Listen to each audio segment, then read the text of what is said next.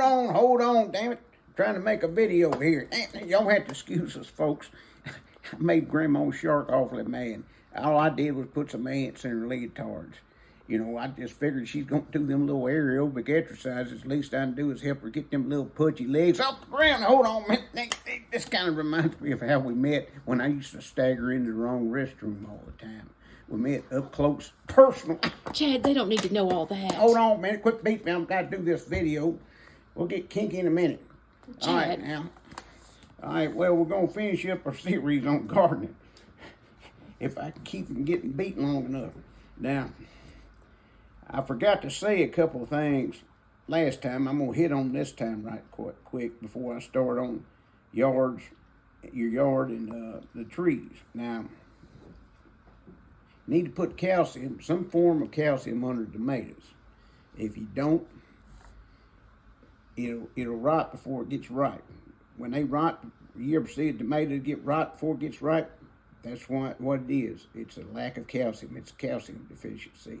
And you can put Epsom salt under them. You know, what you do is when you plant your tomatoes, about, 6 inches to 12 inches under the tomato, put you a little bit of Epsom sauce and mix it around, a couple of spoonfuls, mix it in there, and then put salt on top of it, then put the tomato on top. And that'll take care of that problem. Another thing with tomatoes, if you want bigger tomatoes, you'll prune them. And how you prune a tomato is you take the suckers off. There'll be a vine with there'll be two vines that make a V, and then there'll be a little V in the middle, and then there'll be a little limb in the middle. And you can pinch that off. You keep them pinched off, you won't have as many tomatoes, but the tomatoes you do have will be bigger. And also, you can root those suckers. You can put them in the ground. Just don't bury any leaves. You can put them in the ground as deep as you can get them, say about that deep or so, and just water the crap out of them until they root. And you'll know when they root because they'll start staying perked up. They'll quit looking so dingy from not having no roots. They'll perk. You can tell when they start rooting. Just water them real good because you're going to have to baby them. Because you're trying to get them to make roots. But anyway, and then you'll have some late tomatoes, you know. Sometimes I'll prune my tomatoes to get those suckers off. Sometimes I don't, you know. It really depends on the person. Now, phosphorus, you need to know what the different nutrients do. Now, phosphorus will catalyze sugar, which means it'll make the fruit make sugar, make more sugar. So if you got watermelons or cantaloupes, you want them real sweet, you want to pick a fertilizer with a higher phosphorus content. Now, you don't want to put strictly phosphorus on it.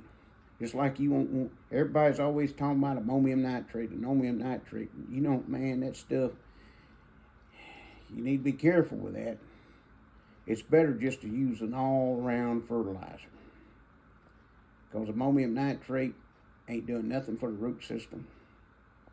And it ain't doing nothing, but it's just making it green. It's nitrogen is good, but too much of it is bad. And the same way with, if I was going to put it on anything, I'd put it on corn. Because corn loves nitrogen, but I'd put it on there very, very sparingly.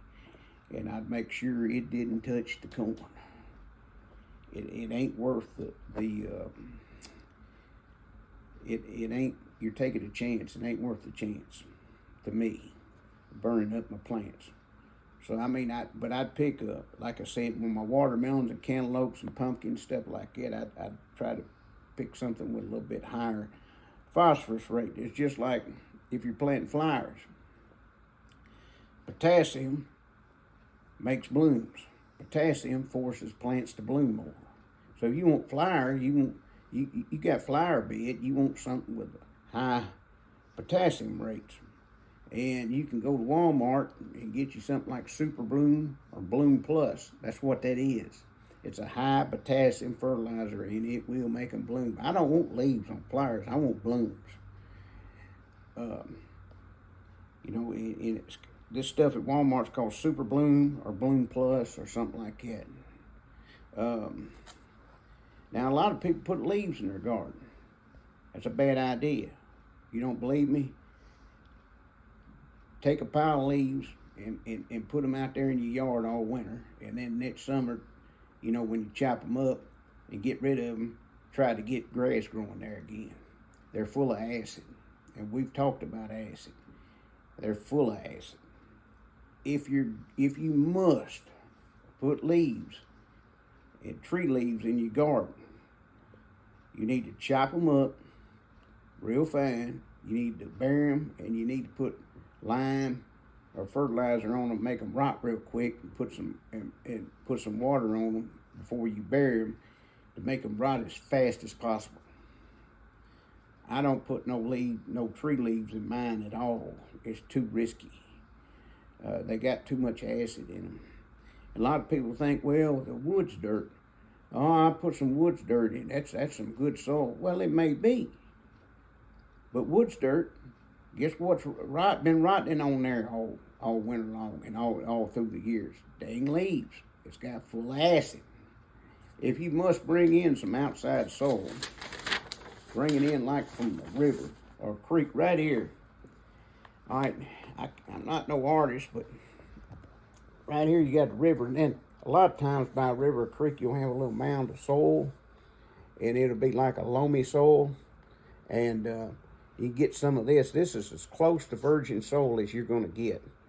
I'd get some of this by a river or a creek and carry it and put it in my garden. That's about the only outside soil I would put in my garden. Let's see here. All right. Now, we're going to talk about planting trees just a little bit. Now, you want to plant all your trees, if you can, in the winter. Preferably after Thanksgiving. That's when they go dormant. Planting a tree is a big, major operation on a tree. Think of it as somebody getting an operation in a hospital. All right? You want to do it when they're sedated. They're sedated in the wintertime after Thanksgiving. It's going to hurt the tree less, plus it's raining more. And it's getting a lot more water than it would in the summertime. It'd be less harsh. It won't be as hot. It's just a whole lot better on the tree to get it to live if you'll do it while it's dormant. You wouldn't operate on a person. You wouldn't cut a person open, operate on their heart while they wasn't dormant. I would hope not. So, try to plant all your trees in the wintertime after Thanksgiving. Now, when you plant a tree, don't bunch up the roots. You want to dig a hole big enough that if it's got one root going off about a foot that away or 2 foot that away, go and dig your little trench where it don't bunch up the root. And when you put the soil in, put a little soil, a little water, a little soil, a little water. And what this does is it'll soak the soil where you got to baby the tree. This is a big operation for a tree, but it'll get all the air bubbles out. You don't need all them air bubbles in there. You want that soil be compacted. You don't want no air in there. So you put a little soil, a little water, a little soil, a little water. Try not, if you can get out of it, try not to tie a tree up, because trees, I told you before, plants do everything we do, including exercise. And how a plant exercises is when the wind blows. Now, if you got a tree all tied up and it can't move, it's so tied up, them cell walls will harden and sap will quit flowing. And when sap quits flowing, the tree's dead. So if you are going to try not to tie them up, but tree's going to grow toward the sun anyway. And but if you got to tie it up a little bit, go out there and shake it, a couple times a day, and try not to leave it tied up as little as possible. I'm not against tying one up. It's just that, there's a way that you do it not to hurt the tree. Let's see. Now we're going to talk about yards a little bit.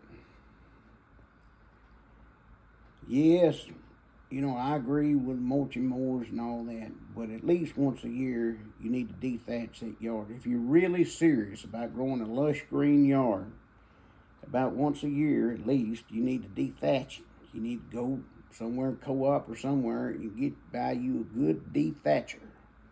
And what thatch is there's a layer on top of the soil of like dead grass and stuff, and fungus gets in there, and disease gets in there, and it stays moist, and it causes a lot of health problems for your grass.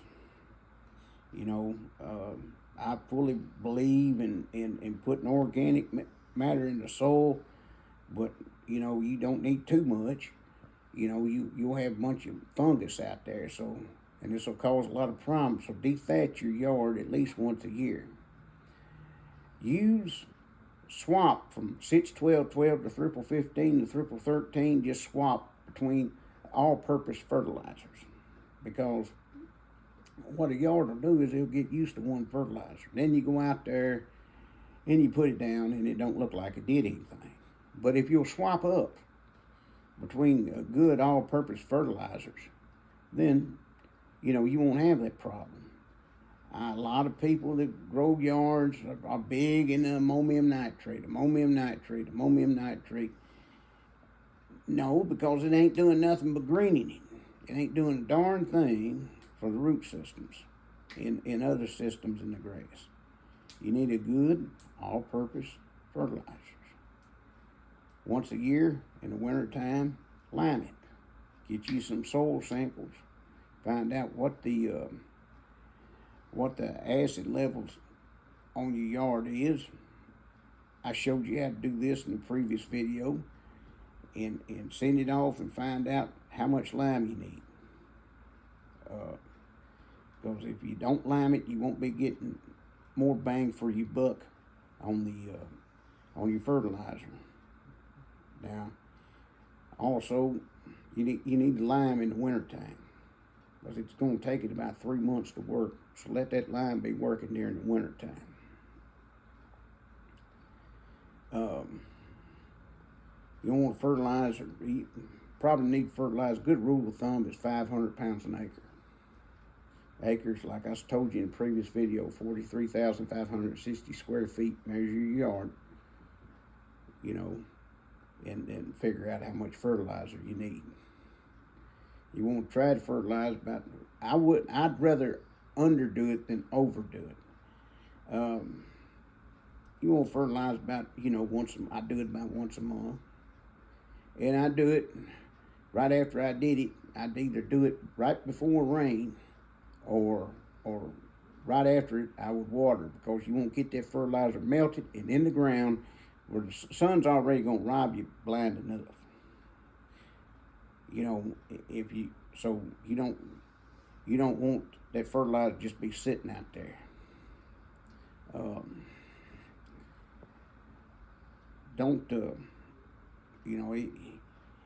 The better it is, the better the conditions is for the plants, the worse the conditions it'll be for the weeds. You can use a good broadleaf killer. I'm not a big fan of Bermuda grass, and here's why. If you got a flower bed, or you got a garden, or you got anything you don't want grass in, that darn Bermuda grass is going to get in there. And let me tell you something about grass roots. Grass roots go about 10, 12 foot deep. It's hard to get rid of it. So, where fescue kind of stays in one spot. And unless I just had a yard and I didn't have no flower beds or no garden or nothing, and it didn't matter, and I just really like Bermuda grass, I wouldn't plant Bermuda grass. But I'm not a big Bermuda grass fan. You can do what you want to. I'd rather have something like fescue or some of the other grasses. A lot of people like the sod, but unless you're going to spend a lot of time top dressing and watering that sod, you need to plant seeds. Because what's going to happen is, I go in these people's yards 15 years after they put the sod down, and I can still see the squares of sod. That's because people didn't take the time. You can still pull it up. The roots ain't even connected to the ground, you know. You can still pull it up. But I have seen people do it right, and you can't tell it was sodded. But seeds, you ain't really got to worry about that. But if you're going to plant seeds, rake and put little grooves in the ground. That way when it rains, it won't wash all your seed off in one big pile somewhere. Them little grooves will catch. Same way if you throw out a little fertilizer and lime on the bare ground, you want to rake. Now, but that's about all I've got on the gardening right now. I'm sure I forgot something, and if I did, you know, please remind me in the comments. If you got any questions, please make a comment. If you don't agree with something, make it in the comment. Tell me in the comment. That's fine. We can always disagree without being disagreeable. But anyway, I got to finish my punishment from Grandma Shart, so I'm going to let you go before I start getting beat again. Anyway, Grandpa Shart out. Before I forget, Jesus in your heart, I'll give you joy. Jesus in your relationships will give you stability. God bless you all. Until next time.